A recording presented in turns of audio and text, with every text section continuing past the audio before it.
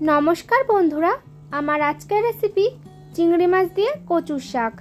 Zara नतून रान्ना शिखछे आजकेर रेसिपिटी तादेर जोन्नो। तो चलो रेसिपिटी देखे नेওয়া যাক।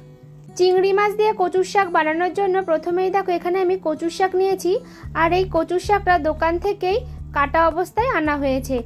आमरा सबाई जानी कचु जातीय जिनिसे जेहेतु एकटु हाथ चुलकाय, तो हाथ चुलकानोर भये जारा कचुर शाक काटते चाओ ना तारा दोकान थेके एई रकम काटा कचुर शाकই किन्तु व्यवहार करबे।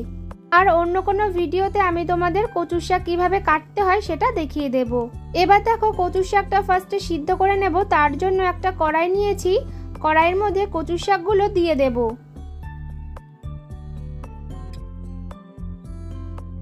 কচুর শাকটা দেওয়ার পর এবার দেখো গ্যাসের ফ্লেমটা অন করে দেব আর এই কচুর শাকের মধ্যে হাফ বাটির থেকেও একটু কম জল দিয়ে দেব।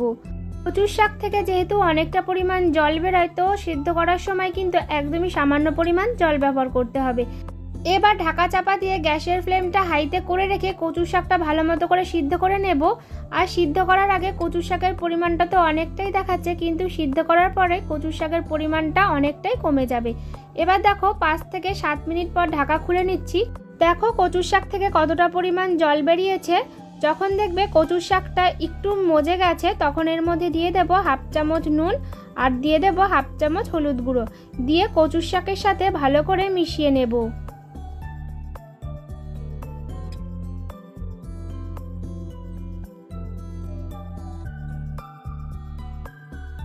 ভালো করে মিশিয়ে নেওয়ার পর আবারও কচুর শাকটা ঢাকা দিয়ে দেব। কচুর শাকটা সিদ্ধ হতে হতে এদিকে আমি চিংড়ি মাছটা একটু ম্যারিনেট করে নেব। তার জন্য দিচ্ছি সামান্য পরিমাণ নুন আর দিচ্ছি সামান্য পরিমাণ হলুদ গুঁড়ো। এখানে আমি 1 কেজি কচুর শাকের জন্য 150 গ্রাম মতো চিংড়ি মাছ ব্যবহার করছি। এবার চিংড়ি মাছের গায়ে ভালো করে নুন হলুদ মাখিয়ে নেব। ওই 4 থেকে 5 মিনিট পর আবারও ঢাকনা খুলে নেব। তো কচুর শাক সিদ্ধ হতে কিন্তু খুব বেশি একটা সময় লাগে না। আর এদিকে দেখো আমার কচুর শাকটা কিন্তু প্রায় সিদ্ধ হয়ে গেছে। একবার দেখো চেক করে নিচ্ছি। দেখো কচুর শাকটা কতটা সুন্দরভাবে সিদ্ধ হয়েছে। মোটামুটি ওই কচুর শাকটা সিদ্ধ হতে 10 থেকে 12 মিনিট মতো সময় লাগে। এবার গ্যাসের ফ্লেমটা বন্ধ করে দিয়ে একটা ঝাঁঝরির মধ্যে কচুর শাকটা ঢেলে নেব। এবার হাতা দিয়ে চেপে চেপে কচুর শাক থেকে জলটা বার করে নেব। তোমাদের যাদের কাছে এরকম ঝাঁঝরি নেই তারা কিন্তু প্লাস্টিকের ঝুড়িও ব্যবহার করতে পারো। খুব ভালো করে কিন্তু কচুর শাক থেকে জলটা বার করে নিতে হবে। তো দেখো কচুর শাক থেকে সুন্দরভাবে জলটা বার করে নিয়েছি। এবার অন্যদিকে কড়াই গরম করে তাতে দিচ্ছি সামান্য পরিমাণ সরষের তেল, দিয়ে এবার চিংড়ি মাছটা ভেজে নেব। চিংড়ি মাছটা কিন্তু একদমই খুব বেশি ভাজবো না, চিংড়ি মাছটা একদমই হালকা করে ভাজবো। খুব বেশি চিংড়ি মাছ ভাজলে কিন্তু চিংড়ি মাছ শক্ত হয়ে যায়। ওই 1 থেকে 2 মিনিট মতো চিংড়ি মাছটা ভেজে তুলে নেব। তো দেখো চিংড়ি মাছটা আমার ভাজা হয়ে গেছে। এবার চিংড়ি মাছটা তুলে নেব।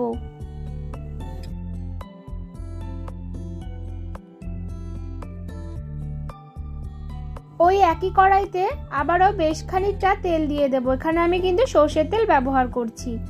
এবার দেখো তেলটা ভালো করে গরম হয়ে যাওয়ার পর দেব একটা শুকনো লঙ্কা। শুকনো লঙ্কাটা 2 ভাগ করে দিয়েছি। দেব 2টো তেজপাতা আর দেব 1 চামচ মতো 5 ফোড়ন। তোমরা চাইলে 5 ফোড়নের বদলে কালো জিরাও ব্যবহার করতে পারো। এবার দেখো এখানে আমি ওই 7-8টা মতো রসুন থেতো করে রেখেছি, সেই থেতো করে রসুনটা দিয়ে দেব। দিয়ে এবার হালকা করে একটু ভেজে নেব। রসুনটা যেন খেয়াল রাখবে একদমই পুড়ে না যায়। হালকা একটু ভাজা হয়ে যাওয়ার পরে দিয়ে দেব পেঁয়াজ কুচি। এখানে আমি একটা বড় সাইজের পেঁয়াজ কুচি ব্যবহার করছি। তোমরা যদি চাও পেঁয়াজ কুচিটা ব্যবহার করবে না তাহলে কিন্তু নাও করতে পারো, কোনো অসুবিধা নেই। শুধু থেতো করা রসুন দিয়ে করলেও কিন্তু টেস্টটা ভালোই হবে। এবার পেঁয়াজটা হালকা করে একটু ভেজে নেব। পেঁয়াজটা যখন একটু হালকা ভাজা ভাজা হয়ে যাবে তখন এর মধ্যে দিয়ে দেব 2 চামচ মতো আদা বাটা। আর আদাটা বাটার সময় আমি একটা শুকনো লঙ্কা ব্যবহার করেছি, তাই আদার কালারটা একটু লালচে মনে হচ্ছে। এবার দেখো পেঁয়াজের সাথে ভালো করে আদা বাটাটা মিশিয়ে নেব। অন্যদিকে দেখো একটা মশলা রেডি করে নেব। তার জন্য একটা বাটির মধ্যে দিয়ে দেব 1 চামচ জিরে গুঁড়ো, দেব 1 চামচ ধনিয়া গুঁড়ো, 1 চামচ হলুদ গুঁড়ো, দেব 1 চামচ কাশ্মীরি লঙ্কা গুঁড়ো, দিয়ে অল্প জল দিয়ে একটা মশলা রেডি করে নেব। এদিকে দেখো আদা বাটাটাও বেশ একটু ভাজা হয়ে গেছে, তখন এর মধ্যে যে গুঁড়ো মশলাটা রেডি করলাম সেই গুঁড়ো মশলাটা দিয়ে দেব। দিয়ে এবার মশলার সাথে খুব ভালো করে মিশিয়ে নেব।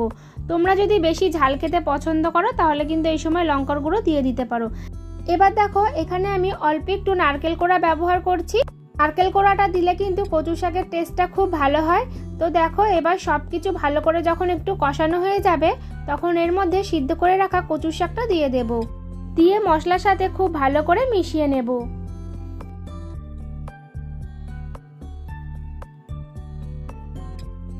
এবার ঝালের জন্য দিয়ে দেব 3টে চেরা কাঁচা লঙ্কা। দিয়ে কচুর শাকের সাথে আবারও খুব ভালো করে মিশিয়ে নেব। এবার ভালো করে মিশিয়ে নেওয়ার পর কচু শাকটা আমি একটু গ্যাসের ফ্লেমটা মিডিয়ামে রেখে ঢাকা দিয়ে দেব। ওই 3 থেকে 4 মিনিট মতো। 3 থেকে 4 মিনিট পর ঢাকা খুলে নেব। ঢাকা খুলে একটু নাড়াচাড়া করে নেওয়ার পর ভেজে রাখা চিংড়ি মাছটা দিয়ে দেব। দিয়ে ভালো করে কচুর শাকের সাথে মিশিয়ে নেব। যাদের মনে হয় কচুর শাকে একটু গলা ধরতে পারে তারা অল্প লেবুর রস বা অল্প একটু তেঁতুল গোলা জল ব্যবহার করবে। এবার দেখো কচুর শাকটা একটা হাতার সাহায্যে ভালো করে একটু ঘেটে নেব। কচু শাকটা যত বেশি ঘাটা ঘাটা হবে আর যত বেশি শুকনো হবে কচু শাকের টেস্ট কিন্তু তত বেশি ভালো হবে। এবার দেখো এই সময় দিচ্ছি পরিমাণ মতো নুন আর দিয়ে দেব একটু চিনির গুঁড়ো। আমার কাছে যেহেতু চিনির গুঁড়ো ছিল তাই আমি চিনির গুঁড়ো ব্যবহার করছি, তোমরা কিন্তু দানা চিনি ব্যবহার করতে পারো। এবার দেখো নামানোর আগে দিয়ে দেব একটু গরম মশলা গুঁড়ো। দিয়ে ভালো করে মিশিয়ে নিয়ে যখন কচু শাকটা একদম শুকনো শুকনো হয়ে আসবে আর একদম পুরো ঘাটা ঘাটা হয়ে যাবে তখন কিন্তু কচু শাকটা নামিয়ে নেব। তো দেখো কচু শাকটা আমার হয়ে গেছে, এবার কচু শাকটা নামিয়ে নেব। তো দেখো রেডি হয়ে গেল বাঙালির খুবই প্রিয় একটি রেসিপি চিংড়ি মাছ দিয়ে কচুর শাক। তো আজকের মতো বিদায় বন্ধুরা, আবারও দেখা হবে নতুন কোন